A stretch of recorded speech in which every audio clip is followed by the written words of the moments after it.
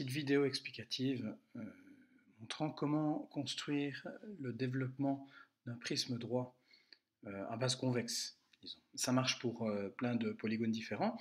Ici, par exemple, je vais prendre un prisme droit à base de trapèze rectangle. Mais ça va marcher, comme je le montrerai tout à l'heure, pour n'importe quel prisme. Donc je vais avoir ici à gauche la vue en perspective de ce prisme, au fur et à mesure qu'il est construit. Et puis ici, à gauche, j'aurai le développement, donc ce que vous devez faire, vous, sur votre feuille de papier. Donc si je veux faire un prisme droit à base de trapèze rectangle, je vais commencer par faire le trapèze rectangle, donc la base. Donc voici, elle est faite. Et puis, autour de chacun des côtés de ce trapèze rectangle, enfin, je vais avoir un rectangle qui va venir ici, puisque c'est un prisme droit. Donc, par exemple, ces rectangles-là, après, ils sont de différentes épaisseurs, largeurs, selon la hauteur de mon prisme. Vous voyez à droite mon prisme qui commence à se former.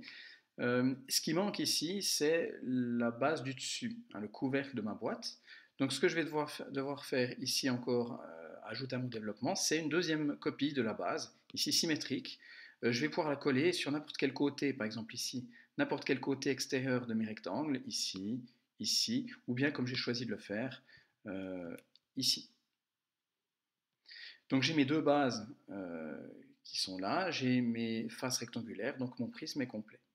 Maintenant, si je m'intéresse aux languettes que je vais devoir mettre, eh bien, étant donné que ces faces rectangulaires vont se coller deux à deux, elles vont se recoller les unes aux autres comme ceci, eh bien, je vais devoir ajouter à chaque fois une languette euh, entre deux rectangles.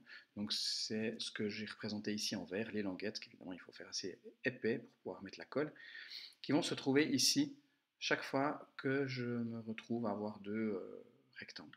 Et puis il faut encore coller, donc on le voit ici en perspective, on voit ces languettes vertes ici. Et puis il va falloir encore coller le couvercle, donc les trois ici côtés de ma deuxième base. Alors je pourrais mettre les languettes ici.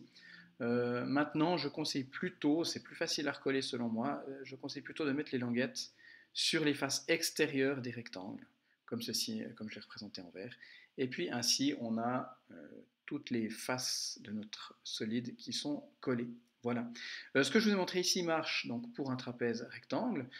Ça pourrait marcher aussi pour n'importe quel autre polygone, par exemple ici un trapèze isocèle, ou alors j'aurais pu faire un parallélogramme, j'aurais pu faire aussi un prisme droit base de rectangle, c'est-à-dire un parallélépipède rectangle, comme ceci.